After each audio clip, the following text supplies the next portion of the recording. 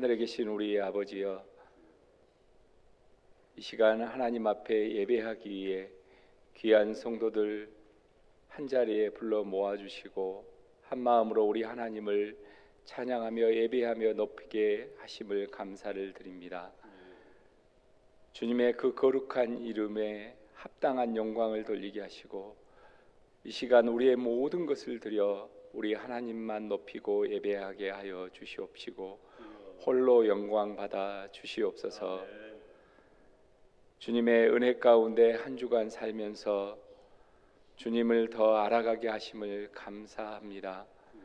주님이 우리 곁에서 항상 함께 해주시고 또 우리가 기도할 때 들으시고 말씀으로 응답하시며 주님을 보여주심에 감사합니다. 주님의 은혜로 한 주간 일용할 양식의 복으로 살면서 모든 것에 풍족하게 살았습니다. 그러나 하나님, 우리가 악하여서 또 연약하여서 또 사단의 유혹에 넘어져서 우리 하나님을 잊어버리고 제 길로 갔던 길이 너무도 많았음을 또한 고백합니다. 이웃을 사랑하고 돌아보라 하였으나 내 일에만 바빴던 것을 기억합니다. 말씀으로 교제하기를 원하셨으나 나의 일들로 인하여 다른 것들에는 바쁘면서 하나님과 교제하는 시간을 잊어버린 적이 많았습니다. 기도로 주님의 뜻을 구하라 하였으나 하나님, 우리가 내 능력과 내 힘을 의지하고 내가 갈 길만 찾았음을 고백합니다. 내가 하는 모든 일에 주께 간구하라 하였으나 내 지식으로 내 능력으로 하고자 하였음을 고백합니다. 하나님, 우리가 각자 자기 길로 갔던 어리석은 양과 같은 죄를 범하였음을 이 시간 자복하오니 주님, 우리를 불쌍히 여기시고 예수 그리스도의 보혈의 피공로 힘입어 용서함 받고 다시 깨끗함 받고 주님 앞에 서기를 원하오니 주여 불쌍히 여기시고 용서하여 주시옵소서.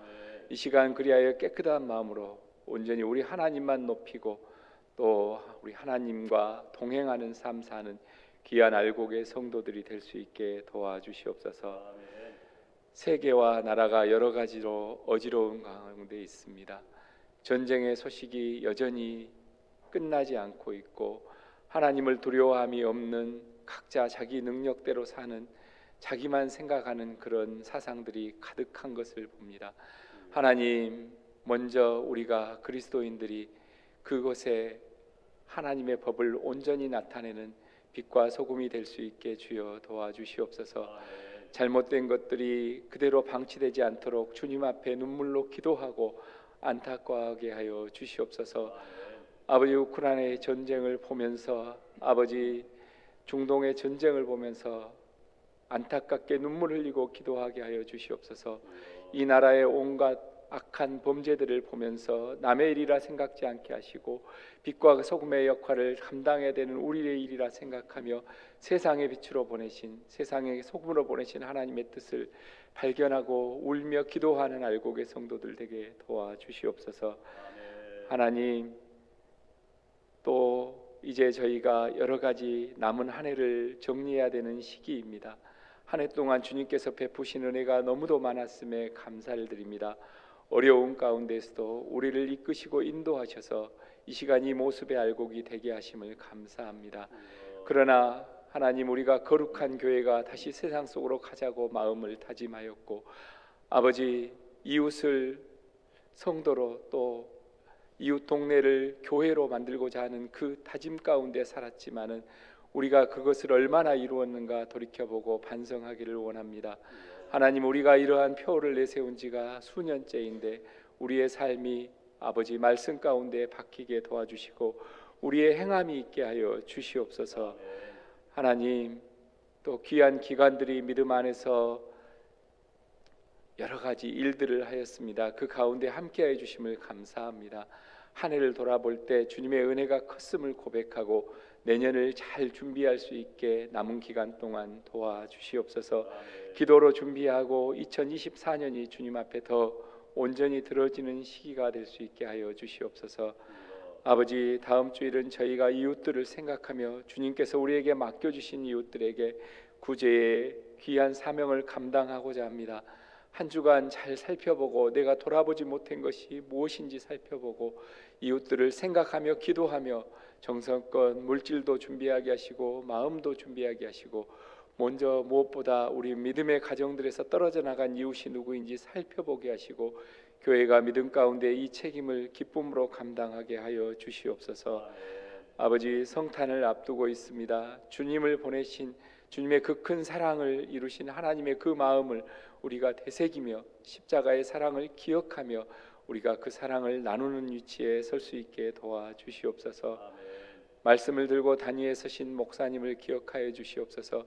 귀한 말씀으로 우리에게 전하실 때 하나님의 말씀, 빛과 소금의 역할을 우리가 세상 가운데 감당하라는 그 귀한 말씀을 하나님의 뜻대로 바로 전할 수 있게 도와주시고 먼저 은혜를 받게 하여 주시고 함께하는 우리가 귀한 옥토밭이 되어서 말씀을 아멘으로 받고 행함으로 나타낼 수 있는 순종하는 알곡의 성도들 되게 도와주시옵소서. 하나님의 귀한 이름을 찬양하는 찬양대회에 함께하여 주시고 그들이 드리는 찬양을 통해 하나님 홀로 영광 받아 주시옵소서. 또한 우리는 같은 마음으로 하나님을 찬양하고 높이게 하여 주시옵소서.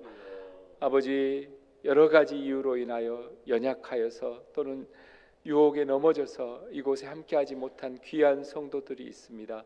어디에 있든지 우리 이곳에 있는 우리와 동일한 은혜로 함께하여 주시고 특별히 아버지 유혹 가운데 넘어진 성도들이 있다면 속히 벗어나게 하시고 이 자리를 기억하여 주님의 도우심 가운데 다음 한 주간에는 함께 하나님을 높이고 예배할 수 있게 주여 은혜로 함께하여 주시옵소서.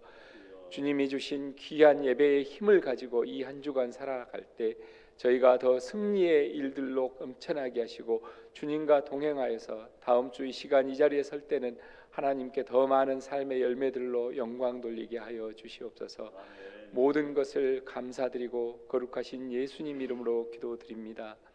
아멘. 하나님의 말씀은 마태복음 5장 13절로 16절까지 말씀입니다. 신약성경 6페이지에 있습니다. 다 같이 한 목소리로 봉독합니다. 너희는 세상의 소금이니 소금이 만일 그 맛을 잃으면 무엇으로 짜게 하리요? 후에는 아무 쓸데없어 다만 밖에 버려져 사람에게 밟힐 뿐이니라. 너희는 세상의 빛이라. 산 위에 있는 동네가 숨겨지지 못할 것이요 사람이 등불을 켜서 말 아래에 두지 아니하고 등경 위에 두나니 이러므로 집안 모든 사람에게 비치느니라. 이같이 너희 빛이 사람 앞에 비치게 하여 그들로 너희 착한 행실을 보고 하늘에 계신 너희 아버지께 영광을 돌리게 하라. 아멘.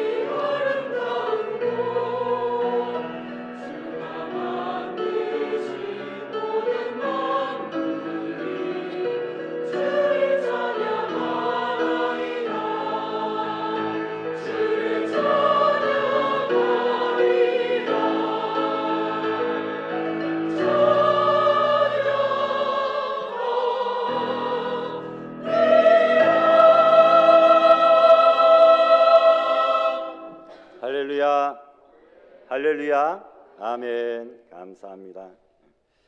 성탄 칸타타도 또 준비하실 터인데 하나님께서 은혜 주시고 또 좋은 성대 아름다운 화음 주셔서 온전히 기쁨으로 찬양하며 영광 돌리는 그런 호산나 찬양대 될 수 있도록 여러분 기도로 격려해 주시고 후원해 주시면 감사하겠습니다. 마태복음 5장은 그 유명한 예수님의 산상보훈입니다.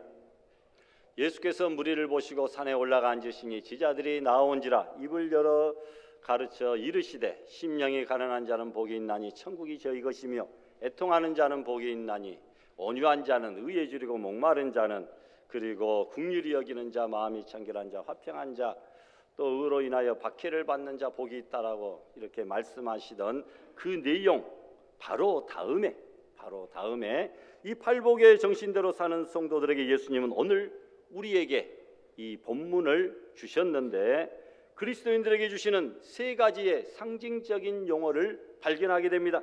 너희는 세상의 소금이다. 너희는 세상의 빛이다.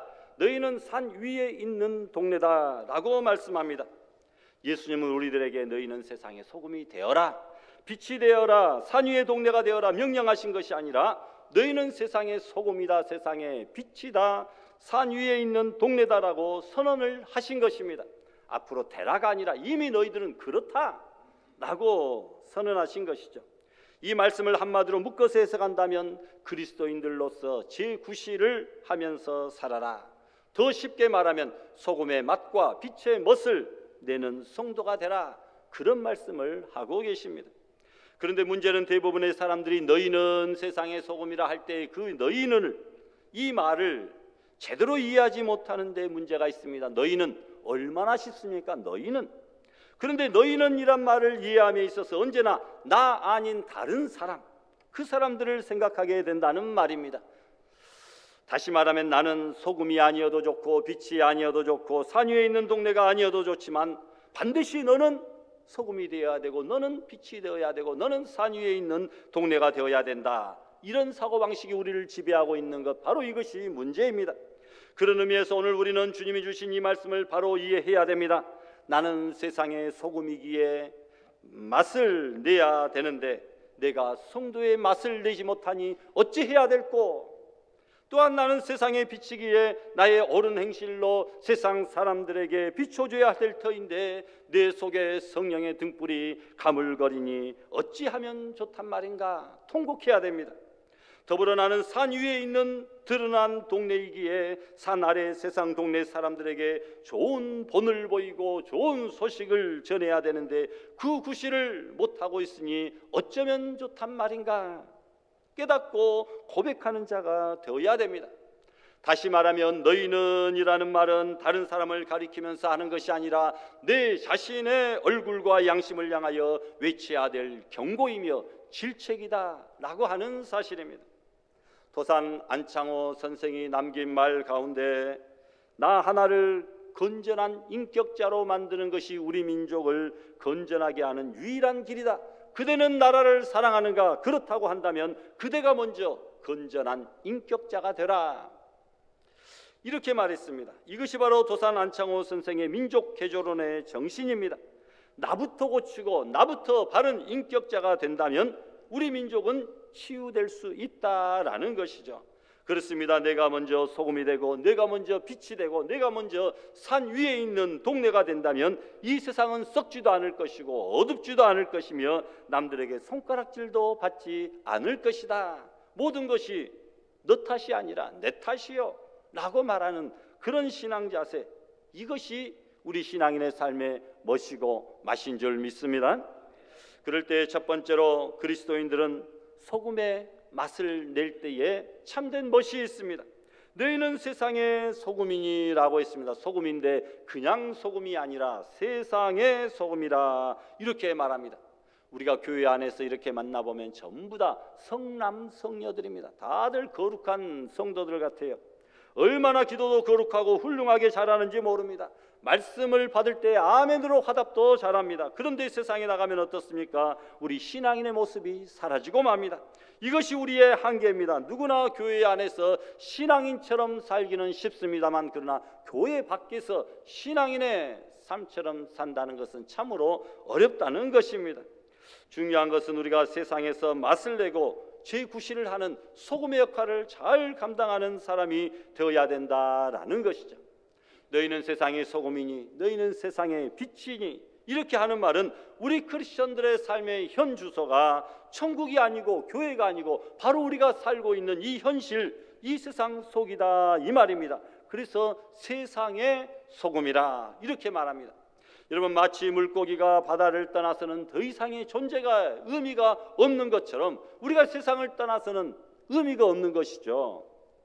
여러분, 그런데 놀라운 사실은 그 물고기가 바다 짠물에 살고 있지만 그 고기는 짜지 않듯이 우리가 죄악된 세상 물에 오염되거나 동화되지 말아야 되고, 오히려 소금처럼 빛처럼 적극적으로 맛을 내고 빛을 발하면서 세상을 고쳐나가고 변화시켜 나가야 된다는 것이 오늘 본문이 우리에게 주는 교훈인 줄 믿으시길 바랍니다.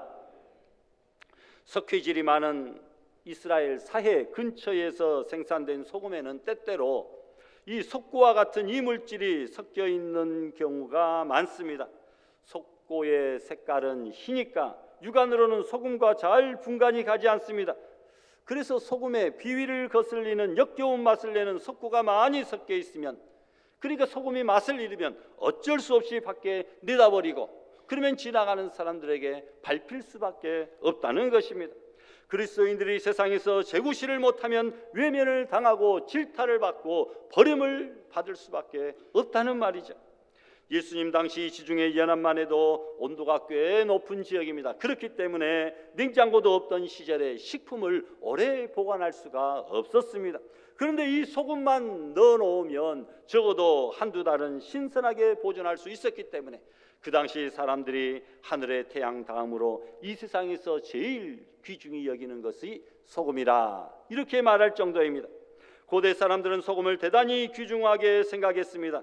헬라 사람들은 소금을 신과 같은 것으로 여겼고, 로마 속담의 소금과 햇빛은 이 세상을 생기 있게 만들고 향기롭게 만든다 이렇게 했고, 호모라고 하는 시인은 소금은 신성하다라고 했고, 플라톤은 소금은 신들이 가지고 있는 가장 신성한 보물 중에 하나다라고 극찬을 했습니다. 당시 이태리에서는 소금이 워낙 비싸서 봉급 대신에 소금을 이렇게 주었는데, 월급쟁이라고 말하는 셀러리맨이 소금, 솔트에서 나왔다고 합니다. 여러분, 예수님께서 우리를 향하여 너희는 세상의 소금이라 하신 것은 그리스도인들이 이 세상에서 얼마나 값진 존재들이며 없어서는 안 될 존재인 것을 상기시켜주는 그런 말씀입니다. 많은 사람들이 어떻게 사는 것이 신앙생활이냐고 묻습니다. 대답은 간단합니다. 예수님의 말씀처럼 소금처럼 빛처럼 사는 것이다 라고 대답할 수 있습니다. 너희는 세상의 소금이니, 이 말은 세상의 필수품이 되라, 세상에서 필수품이 되라, 이런 교훈입니다. 여러분, 소금은 필수품이죠. 텔레비전 없이도 살 수 있습니다. 냉장고도 장롱이 없어도 됩니다. 그러나 쌀과 소금은 우리의 살아가는 데 있어서 필수품입니다. 소금 없이는 단 하루도 살 수 없습니다. 마찬가지로 우리에게 세상에서 소금이 되라고 하는 것은 우리가 사는 이 세상에서 모두가 다 필수품이 되라, 이런 말씀입니다. 그 사람이 교회에 없으면 안 됩니다. 그 사람이 찬양대에 없으면 안 됩니다. 그 사람이 그 기관에 없으면 안 됩니다. 그 사람이 그 회사에 없으면 안 됩니다. 그 사람이 그 나라에 없으면 안 됩니다. 이렇게 인정을 받는 필수품 성도가 되라는 것이죠. 출애굽 시대에 모세가 없으면 출애굽이 불가능했습니다. 모세는 이스라엘 백성들에게 그 당시 필수품 지도자였습니다. 대용품이 없었다라는 겁니다.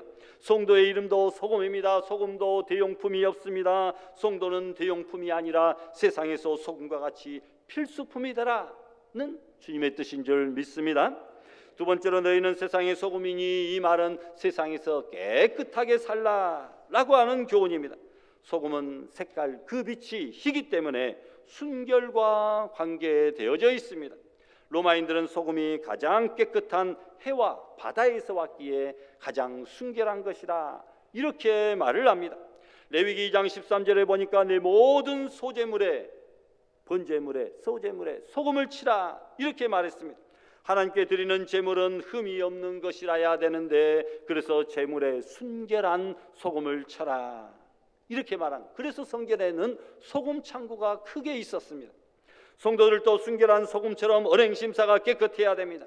정직한 생활을 해야 되고 도덕적으로 순결해야 되고 바른 양심 가지고 살아야 됩니다. 그리스도인들은 세상 사람들과 구별된 삶을 살아야 됩니다.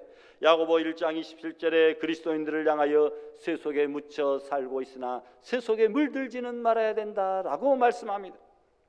또한 너희는 세상의 소금이니, 이 말은 세상에서 방부제 역할을 하라 이 말입니다.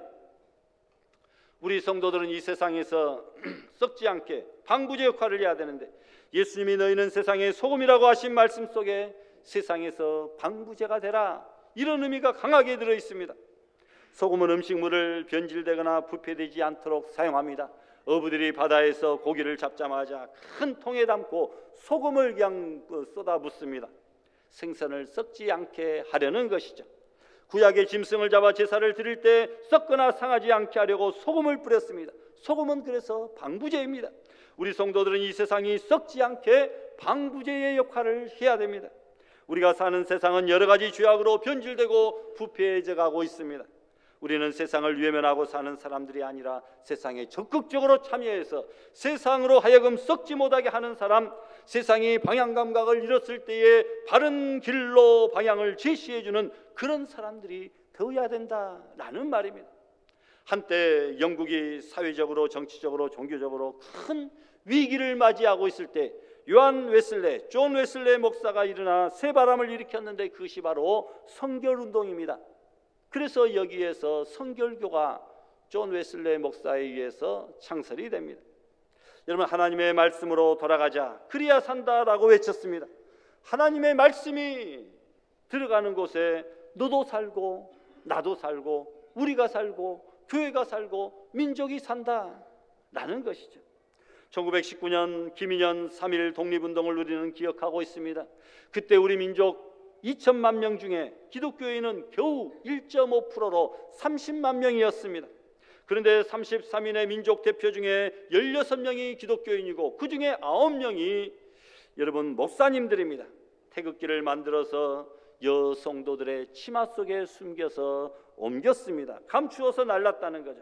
만세운동을 주도한 분들이 기독교인들이었고 감옥에 갇힌 대다수의 사람들이 또한 교인들이었습니다. 그 1.5%가 3.1운동을 주도했듯이 2.7%의 소금이 전체 바다를 짜게 하듯이 오늘날 소수의 기독교인들이 세상을 말씀으로 지배하고 사랑으로 정복해 나아가야 된다는 것을 기억하시기를 바랍니다. 우리나라 기독교인이 20% 1,000만이라고 자랑하고 있습니다. 그러나 바다는 염분이 2.7%만 되어도 썩지 않는데 기독교인이 전체 인구 20%라고 하면서 술, 담배 소비율과 교통사고율, 이혼율, 낙태율, 자살률, 부정부패 만연 등이 세계 상위권이다 오명을 쓰고 있습니다. 하나님 앞에서나 세계 교회 앞에서 너무나 부끄러운 일입니다. 한국 사회가 만나는 어려움은 영적으로 보면 한국 교회가 의롭게 살지 못하고 방부제 역할을 제대로 감당하지 못한 책임이라고 볼 수 있는데, 지금은 그래도 그럭저럭 살고 있는데 앞으로는 이 1,000만을, 900만을, 800만을 유지하기가 어렵습니다. 500만, 400만, 300만 어디까지 추락할지 아무도 모르는 그 다음 세대, 미래 세대의 신앙적인 암울함을 우리는 지금 몸소 실감하고 있습니다. 또한 네 번째로 너희는 세상의 소금이니, 이 말은 세상에서 맛과 멋을 내는 사람이 되라 이런 의미입니다. 오미자가 있어요. 5가지 맛을 낸다고 해서 오미자라. 잘 아는 대로 단맛, 쓴맛, 신맛, 그리고 떨떨한 맛, 새콤한 맛. 여러분, 그런데 단맛은 없어도 음식 먹을 수 있죠. 쓴맛이 없어도 먹습니다. 매운맛이 없어도 음식을 먹습니다. 그러나 짠맛이 없으면, 간이 맞지 않으면 음식을 도저히 먹을 수 없습니다. 소금은 맛을 내는 가장 기본 조미료입니다. 소금이 짠맛을 내듯이 우리는 하나님의 자녀로서 이 세상에서 성도의 맛을 확실하게 내야 됩니다. 울지 않는 새는 더 이상 새가 아니죠. 맛을 내지 않는 소금은 더 이상 소금이 아닙니다. 여러분, 성도의 거룩한 맛을 내지 않는 성도도 더 이상 성도가 아니라는 것이죠. 가정에서도 만나고 직장에서도 만나고 세상에서도 사회에서도 교회에서도 성도의 아름다운 맛을 내는 우리 소금의 성도들 되시기를 바랍니다. 우리가 인간의 삶 속에 맛을 잃을 때 큰 일이 나타납니다. 맛이란 다른 말로 의미이죠. 의미. 살 맛이 안 난다, 이 말은 삶의 의미를 도저히 모르겠다라는 것 아니겠습니까? 덴마크나 스웨덴 같은 나라는 사회보장제도가 잘 되어 있는 나라이기에 은퇴 후에도 노년에도 경제적으로 아무 염려 없이 인생을 안심하고 살 수가 있다고 합니다. 그런데 그런 나라에서 자살하는 사람들이 많다고 하는 것이죠. 세상에서 가장 못 살고 경제적으로 어렵다고 하는 방글라데시의 자살률은 가장 낮습니다. 잘 사는 나라는 자살률이 높은데 가장 못 사는 나라는 자살하지 않습니다. 여러분, 왜 자살을 합니까? 삶의 맛과 의미를 모르기 때문입니다. 어거스틴은 그의 참회록에서 고백하기를, 오 주님, 내 마음을 지으신 당신을 모르기까지는 참된 평안이 없나이다. 하나님을 알아야 내 마음에 참된 평안이 있다라고 고백합니다. 인간의 영혼은 하나님 품에 안길 때 비로소 안정이 있고 평안이 있습니다. 하나님을 알지 못하는 사람의 생활은 겉으로는 호화롭고 윤택한 것 같으나 그 내면의 삶은 삶의 의미를 상실해버린 그런 사람들입니다. 인생이 어디서 와서 무엇 때문에 살고 어디로 가는가, 이것을 바로 아는 사람만이 인생의 참맛과 의미를 아는 사람입니다. 이런 의미에서 우리는 하나님께로부터 와서 하나님을 위하여 예배드리며 살다가 하나님께로 돌아간다라는 삶의 의미를 참으로 부여잡은 사람들입니다. 우리가 이 삶의 맛과 의미를 몰라 방황하며 죄를 짓는 세상 사람들에게 인생의 참된 삶의 의미와 목자 되신 예수님을 소개하는 우리 성도들이 되시기를 부탁합니다. 오늘 장로님 기도 참 잘해 주셨어요. 제가 하고 싶은 말입니다. 우리 12월 한 달밖에 남지 않았습니다. 스스로를 돌아보고 교회적으로 한번 점검해보자. 내 믿음이 어디까지 왔는가, 얼마만큼 성장했는가, 얼마만큼 성숙해졌는가, 그리고 우리 믿음의 길에서 떨어져 나가고 이탈해버린, 시험에 들고 교회에서 보이지 않는 그 성도들을 다시 한번 찾아보는, 기도하는, 그리고 연락해보는, 그리고 찾아오는 그런 한 달이 되도록 더욱더 힘쓰고 기도하는 우리 성도들 되시기를 부탁합니다. 두 번째로, 그리스도인들은 빛을 발할 때에 멋이 있습니다. 빛의 속성은 환하게 밝히는 것입니다. 어두움은 모든 것을 감추고 숨기지만 빛은 주변에 있는 모든 것을 환하게 드러냅니다. 15절을 보십시오. 같이 한번 봉독할까요? 사람이 등불을 켜서 말 아래 두지 아니하고 등경 위에 두나니. 아멘. 집안을 환하게 비추려면 등불을 켜서 등경 위에 두어야 된다라는 겁니다. 등불을 켜서 그릇으로 덮어버리면 주변을 비출 수가 없습니다. 그러기에 빛은 생명입니다. 하나님은 빛이십니다. 그러나 마귀는 어둠입니다. 빛은 생명이지만 어둠은 죽음입니다. 빛은 사랑이고 기쁨이지만 어둠은 미움이고 슬픔입니다. 빛은 소망과 성결이지만 어둠은 절망과 더러움입니다. 빛은 믿음과 진실이지만 어둠은 불신과 거짓입니다. 또한 여러분, 두 번째로 빛의 사명은 비추는 것입니다. 어떤 소경이 등을 들고 다닙니다. 지나가는 사람이 묻습니다. 아니, 앞도 보이지 않으면서 왜 등불을 들고 다니시오? 등불을 들고 다니면 좀 뭔가 보입니까? 소경이 대답합니다. 내가 보려고 하는 것이 아니라 사람들이 나를 보고 부딪히지 말라고 그러는 것이요. 그도 그럴 것이 캄캄한 밤중에 다른 사람들이 이 시각장애인을 보지 못하고 그 부딪히는 것을 방지하기 위하여 본인이 도리어 등불을 들고 다닌다라는 것입니다. 그렇습니다, 여러분. 빛은 비추는 것입니다. 예수님은 우리에게 세상의 빛이 되라, 이 세상이 밝도록 빛을 비추며 살라고 말씀합니다. 유대인들은 예루살렘을 이방인의 빛이라고 했고, 위대한 랍비들을 이스라엘의 등불이라고 했고, 사람들은 인류에 공헌한 사람들을 인류의 등불이라 이렇게 말합니다. 민족에게 공헌한 사람들을 빛을 남긴 사람들 이렇게 말을 하죠. 그런데 본문에서 우리를 너희는 빛이라고 하시니 우리가 얼마나 영광된 존재들입니까? 빛에는 몇 가지 종류가 있는데 하나님이 창조하신 자연적인 빛, 해와 달과 별이 있습니다. 그것도 다 해 하나가 밝은 빛을 비추니까 달도 별도 그 햇빛을 반사해서 우리에게 비춰주는 자연적인 빛이 있습니다. 또 주께서 비추는 특수한 빛이 있습니다. 사도행전 12장에 옥중에 있던 베드로에게 나타난 빛이나 사도행전 9장에 다메섹 도상에서 사울에게 나타난 빛은 하나님의 특수한 빛들입니다. 또한 인간들에 의해 만들어진 촛불이나 전등불이 있습니다. 또한 상징적인 빛이 있는데 시편 27편 1절에 보니까 여호와는 나의 빛이요 하나님을 빛으로 표현했고, 예수님은 자신을 가리켜 요한복음 8장 12절에 나는 세상의 빛이니 나를 따르는 자는 어두움에 다니지 아니하고 생명의 빛 얻는다고 말씀합니다. 또한 우리 성도들을 향하여 빛이라고 본문에서 친히 말씀하셨고, 사도 바울도 너희가 전에는 어두움이더니 이제는 주 안에서 빛이라, 빛의 자녀들처럼 행하라, 우리에게 상징적인 이 빛의 이름을 붙여주셨습니다. 그러면 빛은 어떤 역할을 합니까? 첫째로 빛은 어두움을 밝혀줍니다. 생명의 빛을 받은 우리도 어둠의 세력을 물리쳐야 됩니다.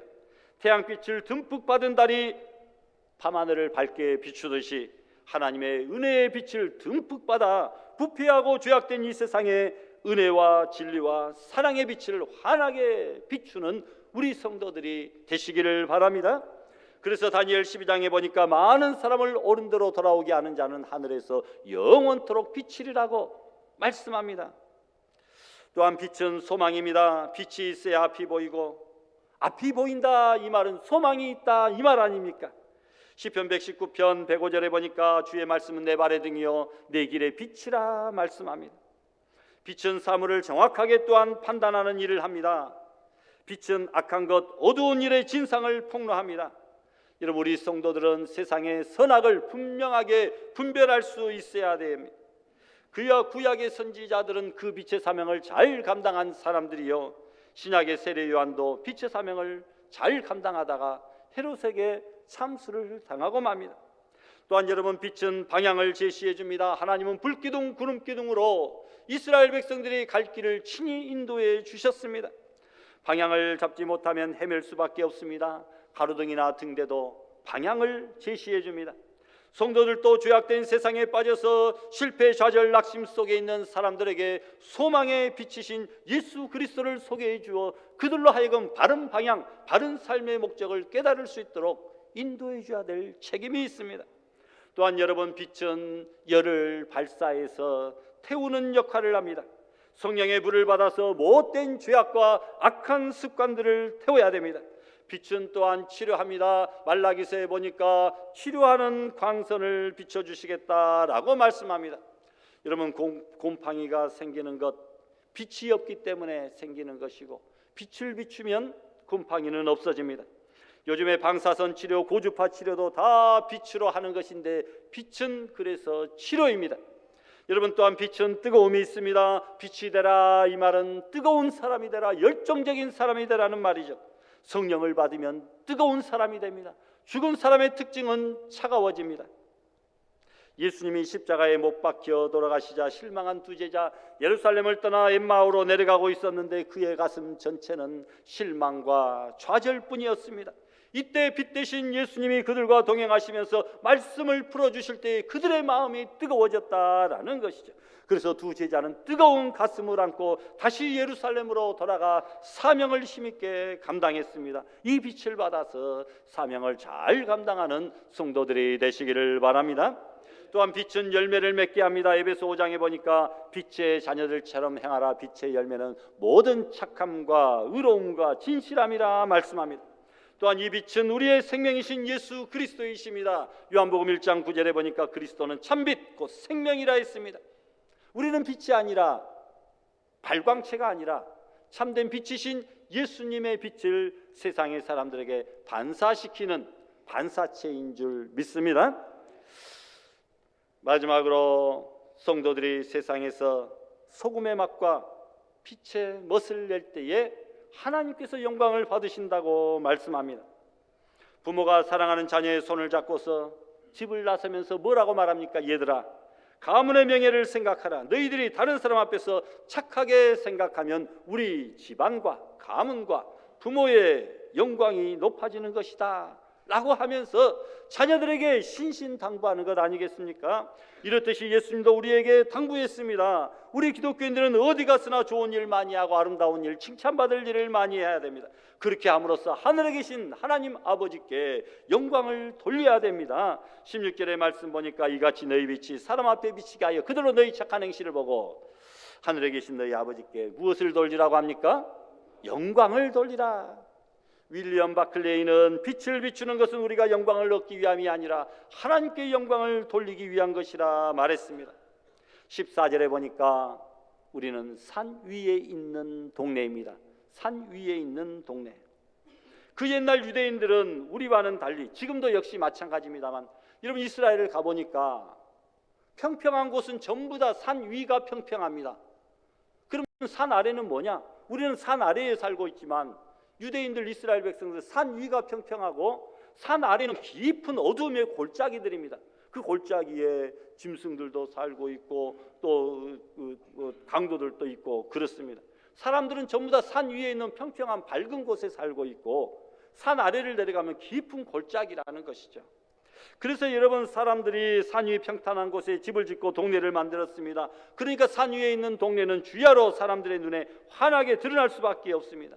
산 위에 있는 동네에 집 한 채가 있다고 생각해 보십시다. 마치 바다의 등대와 같이 높은 곳에 있기 때문에 불을 피우면 연기가 오르는 것이 보이고 등불을 켜면 그 등불이 주변을 밝히고 환하게 비추는 것이 드러납니다. 만약에 앞마당에서 사람들끼리 서로 멱살 잡고 욕하고 싸우면 여러분 그 모습도 훤하게 다 보이는 곳이 산 위에 있는 동네다라는 것이죠. 여러분, 산 위에 있는 동네가 숨기지 못할 것이라고 오늘 본문은 분명히 말씀해주고 있습니다. 우리 그리스도인들 성도들도 산 위에 있는 동네입니다. 말 한마디만 해도 쳐다보고 행동 하나만 해도 사람들이 산 위에 있는 동네인 우리들을 쳐다봅니다. 교회가 세상에 주목을 받고 비판을 받는 것도 산 위에 있는 동네이기 때문입니다. 우리들은 여러분 하우스 속에 살고 있는데 그 하우스가 비닐하우스도 아니고 유리하우스 안에 살고 있는 사람들이 바로 성도들이다. 제가 동네에 나가면 저는 잘 몰라도 사람들이 목사님 아니세요 하고 인사를 하기 때문에 이제는 모르는 사람이 지나가도 제가 먼저 안녕하세요 라고 인사를 하려고 노력합니다. 여러분들도 마찬가지일 줄 알아요. 여러분 현관문만 나서면 엘리베이터만 타면 주변에 있는 사람들이 안녕하세요 하고 인사를 하는데 이분이 알곡교회 장로님이시구나, 이분이 알곡교회 권사님이시구나 다 알고 있습니다. 우리는 산 위에 있는 동네 유리하우스 안에 살고 있는 사람들입니다. 세상 사람들의 주목과 이목을 가장 띄게 받는 존재들이다라는 것이죠. 여러분, 그래서 우리의 일거수 행동들 모든 것들이 다 조심스럽습니다. 여러분, 그래서 우리 교회를 산 위에 있는 이제는 멋진 동네로 누구나 이사 오고 싶고 누구나 등록하고 싶은 그런 교회로 만들어야 됩니다. 우리의 가정을 산 위에 있는 아름다운 가정으로, 우리 교회를 산 위에 있는 아름다운 소문난 교회로 만드실 그런 사명이 바로 저와 여러분들에게 있다고 하는 사실을 생각하시고 빛의 먹과 소금의 맛의 사명을 힘있게 감당하는 우리 알곡 성도들 다 될 수 있기를 주님의 이름으로 축원합니다. 주신 말씀 생각하시며 다 같이 결단 기도드립니다.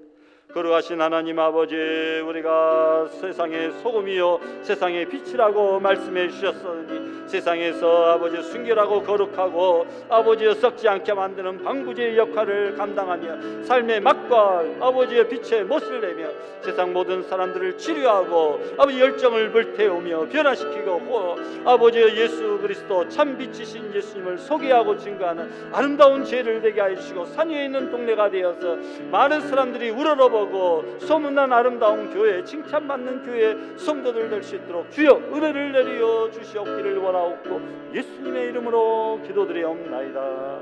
아멘.